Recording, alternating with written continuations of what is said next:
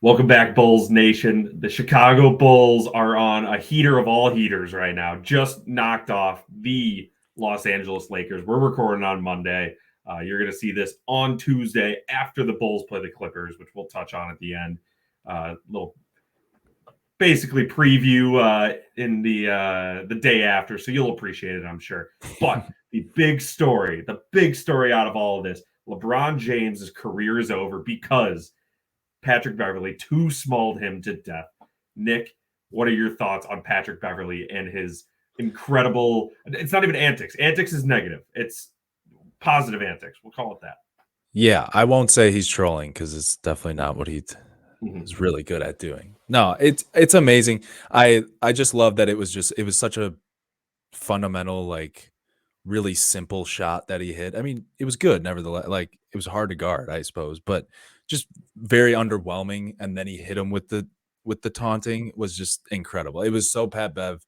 The Pat Bev effect is full on, and it's incredible. And we are now 10-5 with the homie on our team. So it'll be interesting, Tony, to see what we do with him with his contract going forward. But right now, we're basking in it. The guy loves to play for the Bulls. We've said a million times, and it's tremendous. It's just what a revenge game for him. Yes, it's like he's like the opposite of Io in like demeanor, at least, where Io was excited to play for the Bulls because he's just a good guy, grew up, in the area, just like truly taking it in and a blessing. Not that Patrick Beverley isn't. It's exactly what he's doing, but he's like, where I'm from. I'm going to show you where I'm from, kind of thing. Basically, just like we said, not trolling, stunting, perhaps stunting on LeBron and anyone else who, especially certain guys that have kind of stabbed him in the back, maybe, made him look bad in the past. Not that it was any of his own doing. It wasn't, because he's our guy now. We're pro Patrick Beverley on this podcast. But speaking of guys that I guess we'll say someone stabbed him in the back, the refs stabbing Vooch in the back by ejecting him on by far the softest double tech ejection. Even just like he didn't deserve a scolding for what he got, and he gets ejected from the game. Nick, what are your thoughts on that ridiculous move? I know Vooch, he gets very emotional out there, but the guy was clearly speaking Serbian. I mean, you couldn't have even interpreted that, even if you did speak Serbian, I think, like, because he was just saying gibberish. I think I don't know, but he was clearly very mad. But I thought that was allowed. No babies allowed. I don't know what happened to the NBA these days. They're really throwing those T's around now. I will say, from a ref's perspective, would be incredibly fun to give someone the toss, but wasn't warranted. He freaked out, but it was not anything super malicious, I think, or at least not in English. So shouldn't have happened. That's the bottom line.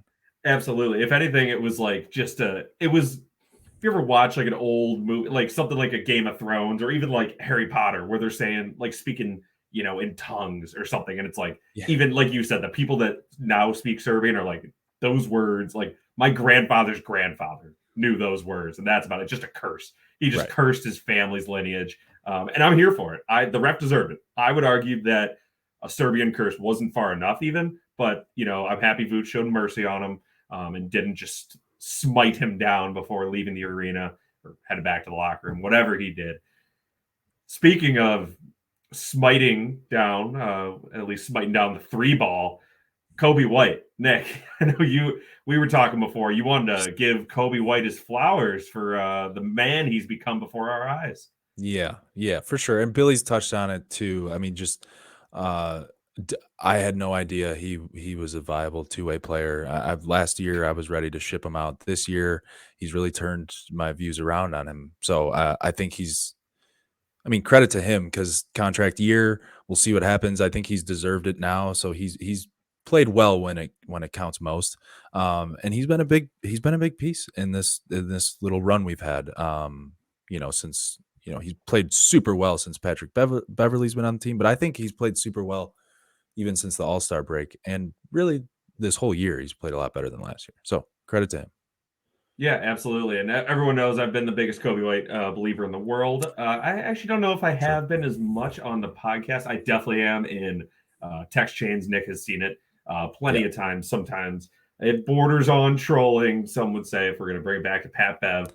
But I what I do think it is contract year related. I do think it's like, all right, I gotta I gotta step up here because I'm the odd man out, and that's and I get it, he is, and it is what it is. Like obviously he's having a great couple months, but he also didn't have a great few years necessarily. So it Right. makes sense that he is the odd man out playing for the next job. As long as it helps us currently, though, I'm okay with it.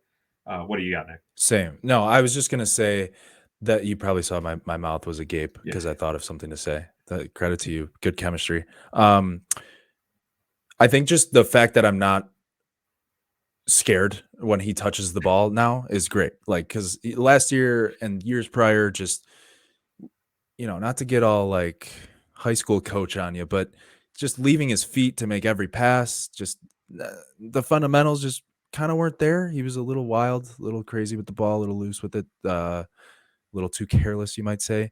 But he's gotten a lot sharper on that front.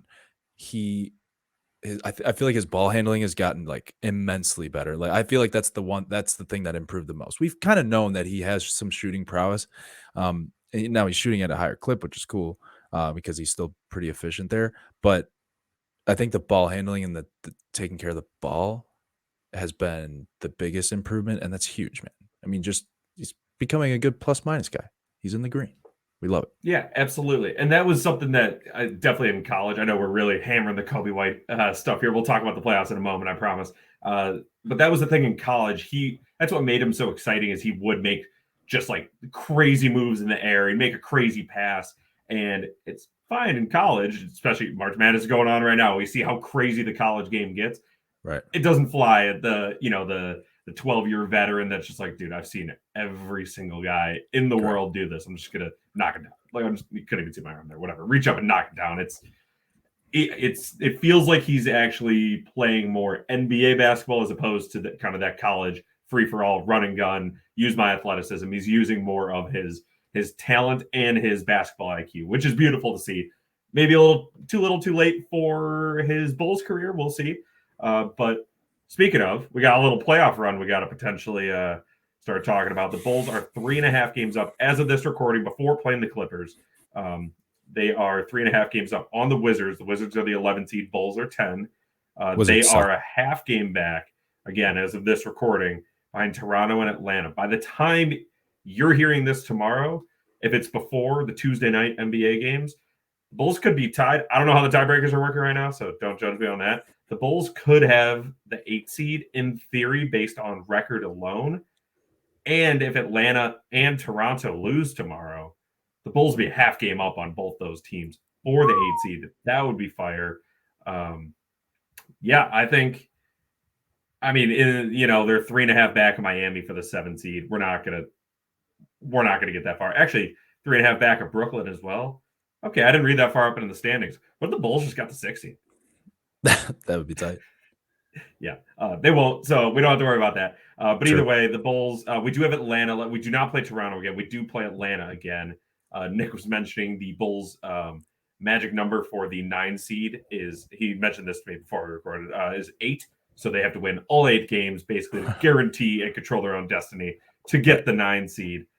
So hopefully Atlanta will lose a bit in there. Washington, they have Orlando and Houston sprinkled in, but otherwise they play basically the top just 7 seeds in order. So they are effectively eliminated, knock on wood, because that would be brutal. The Wizards back their way in over it. Yeah. Yeah. I think a big piece of this, Tony, has been Zach LaVine. We got to give him his flowers. We haven't mentioned him yet on the podcast, and that is a little disrespectful because, quite frankly, he's been pretty fantastic. 30 points a game, shooting like 47% from 3, which is phenomenal. And we've just seen all the good parts of Zach that have always been there, but have been a little overshadowed by some of the careless, ball handling and decision making, quite frankly, in crunch time. So just seeing him have a fantastic, really since the All-Star break. I mean, he's having a great season in general, but since the All-Star break, he's been phenomenal. And in the last 15 games, he's been an all NBA guy. So he's a big reason why we are, getting into the potentially, like you said, the 6th seed. That would um, be incredible after this season if we just that would be avoided the wild. play-in game by the skin of our teeth. That would be wild. But, but we do have a very legitimate shot to host a play-in instead of, have to go away Mhm. in the 10 spot. So he's a big reason. Obviously, Coby White, and then really we've been a top 10 defensive team pretty much. I think again since the All-Star break. So decent squad here.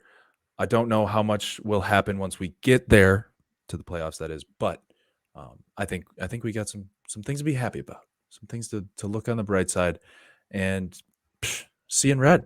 We're seeing red. It's playoff time, baby. Absolutely, we're seeing red. If you stuck through all the Coby stuff, and you got to hear, thank you very much. I really appreciate it. This is a longer one. There was a lot to recap, obviously. And Nick, the last thing I'm going to say is you made a good point. It's the Bulls are a half game out of the 8 seed. I know they're also half game out of the 9 seed, but they're half game out of the 8 seed again as of this recording. There's a chance we have the one winning in as opposed to having to win two. Against for the 10 seed, we're on the road against right now it'd be Toronto, and then we're on the road against the winner of Miami Atlanta. That's brutal just to get in to get swept by the Bucks potentially, but either way, getting that, potentially we get to play Philly. That'd be sick. So either way, lots going to happen. It's going to be totally different probably by the time you're even listening to this. So Jerry thank you. Reinsdorf's dream could very likely be fully realized, which is just to like get the 8 or 9 seed and just Yep. kind of wipe his hands, say that was a success. So Yep. And, here we'll worry about it when we get there. Some would argue that it would be brutal if we did all that work to get to the 8 seed and then lost immediately. But we're not there yet, and we're seeing red positively at the moment, seeing red positively. So with that, that'll do it for this episode of Just Another Year Bulls. Thanks for sticking around again. I know it was a long one, but if you made it to here, you're a true red Bulls fan, and we appreciate any like, comment, subscribe, and go Bulls.